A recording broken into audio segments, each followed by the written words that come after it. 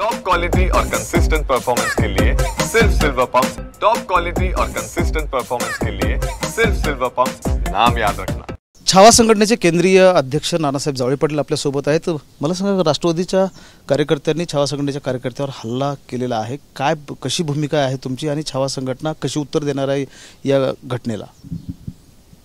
छावा संघटनेचे पदाधिकारी त्या ठिकाणी लोकशाही मार्गाने सभागृहामध्ये जो पत्त्याचा गेम कृषी मंत्री खेळत होते, आज शेतकरी आत्महत्या करतोय आणि ते प्रश्न मांडायचे सोडून त्या ठिकाणी पत्ते खेळले जातात ह्याचा जाब विचारण्यासाठी आमचे पदाधिकारी त्या ठिकाणी गेलेले होते। परंतु त्या ठिकाणी त्यांचं म्हणणं ऐकून न घेता त्या ठिकाणी अमानुष्यपणे काही राष्ट्रवादीच्या गुंडांनी 50-50 टोळक्यांनी त्या ठिकाणी छावाच्या पदाधिकाऱ्यांना मारण्याचा प्रयत्न केला आणि मारहाण करण्यात आली। त्याचा खरं तर करावा त्याचा निषेध कमीच आहे, परंतु माझं मुख्यमंत्र्यांना आणि गृहमंत्र्यांना आणि अजितदादांना सुद्धा एक विनंती आहे आणि आव्हानसुद्धा आहे की अशा गुंडांचा तुम्ही बंदोबस्त करा, अन्यथा येणाऱ्या काळामध्ये छावा हे सहन करणार नाही। हातात दांडकं घेऊन ह्या गुंडांचा नक्कीच बंदोबस्त केला जाईल, कारण की सूरज चव्हाण हा एकदम नालायक आणि गुंड माणूस आहे।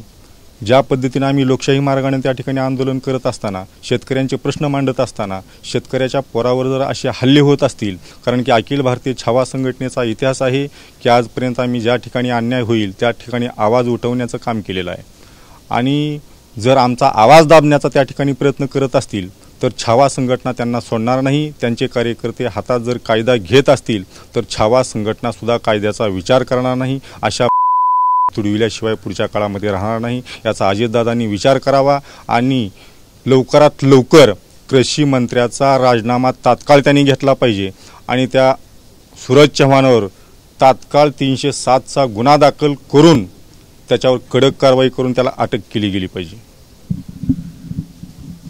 कॅमेरामन हर्षलसह महेंद्र जोंधळे, TV9 मराठी, लातूर।